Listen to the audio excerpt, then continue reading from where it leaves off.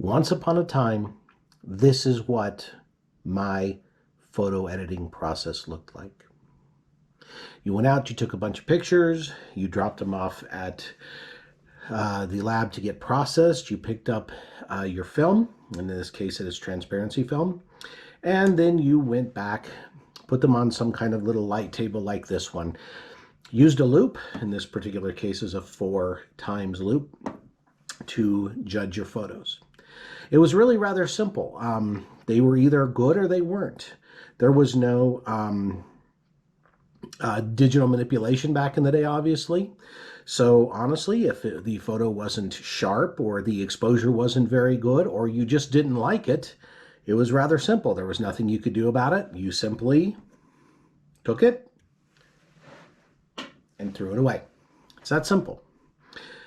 But now, obviously, the world has changed. And I find myself in a position that I must also change. So my editing process must go from this to this.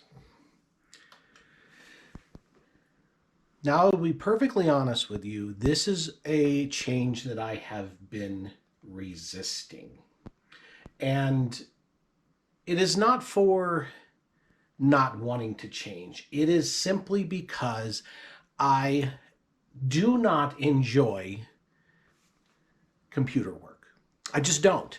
I never figured that I would be somebody who worked in an office. Matter of fact, for the longest time, my jobs were always very hands-on, very physical. And I did not want to be confined to an office. And I didn't want my photography work to make me confined to an office. However, it is time to rip off that Band-Aid. When I first got back into photography after a very long layoff, I, like most people, had some choices to make. I had to choose first off, what kind of camera system I was going to get. And after extensive research, I actually went with the Fuji X system. And my thinking was probably very flawed, but I went with the Fuji X system because of the film simulation JPEG files. And they intrigued me. Because in my way of thinking then, I would have to spend less time here. I would have to spend less time in front of the computer editing because, quite honestly, I knew what to expect out of Fujichrome Velvia.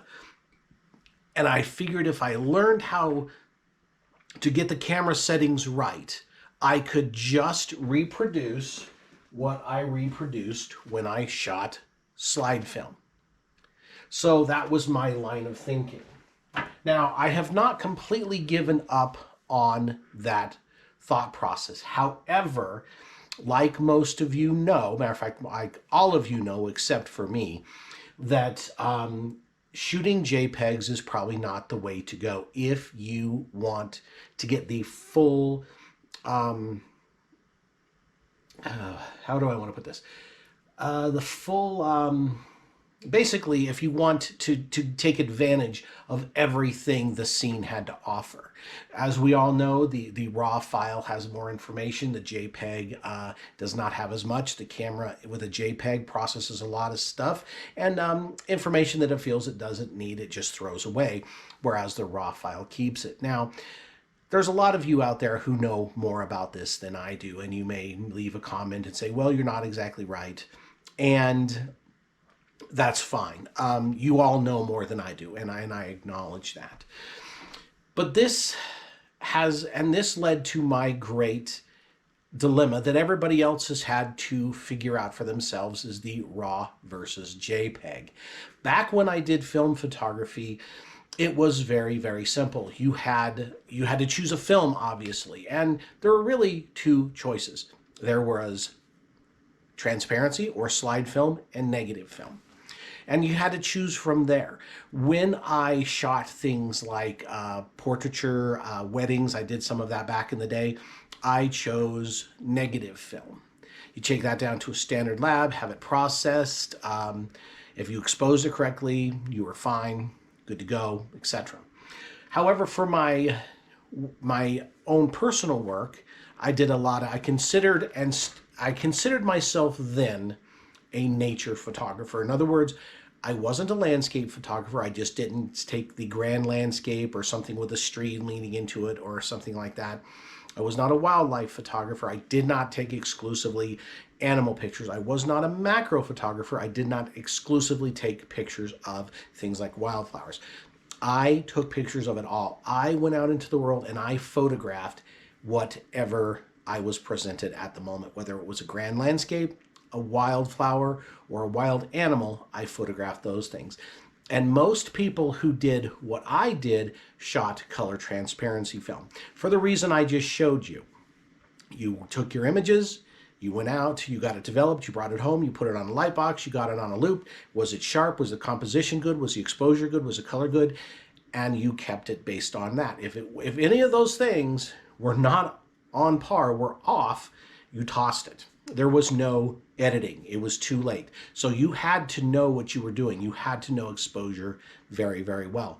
And sometimes I struggled with that, to be rather honest with you. So I am looking forward to learning many things about this end of the editing process. But at the same time, I still cannot get over the fact that I don't like office work. Now, I understand that if you're a photographer, more than likely you are a small business owner, and there's a certain amount of office time required. I get that, I understand that, and I'm fine with that. However, the amount of time that people spend editing their photos is a concern to me, and I do not want to spend more time editing the photos that I take. I want to spend more time taking more photos. It's kind of funny because back in the day when I shot film, I shot a lot of film. Now with digital, I don't have to be so choosy about my subjects because of the digital imaging, because I can fit a lot of images on a memory card. For whatever reason, I am now more selective with what I shoot than in my film days. So, yes, I'm having a bit of a crisis with digital editing and also my own personal dilemma with the RAW versus JPEG thing. Now, I am leaning more towards RAW, but luckily I will probably, and I have the ability, as you do you, to shoot both RAW and JPEG for the same image. And that is also very helpful. So I'm not much of a New Year's resolution person, but if I were to say that I had a New Year's resolution for 2021, it is to learn how to digitally manipulate my images. In other words, edit them properly. I have some very strong opinions on this that have developed over time, but they're basically based on the fact that I don't know what I'm talking about, and I have to figure out what I'm talking about. I must embrace the future because at the moment, I will never say never, but at the moment, I have no intention on going back and shooting film. If I had the opportunity with some very special cameras, Fuji 617, Pentax 6.7, something like a Nikon F5 and a handful of lenses, yes, I would consider shooting slide film one more time. However, at the moment, those opportunities are in my past. So I must adapt, I must change, and I must learn the new way of doing things. I am not going to post any videos on post-processing because, quite honestly, there's a ton of them out there, and there's a ton of people out there that know more about it than I do. So I wanted to share my past, my future, my present, and what I must do this year to become an efficient, not necessarily professional, but a proficient photo editor and digital photographer.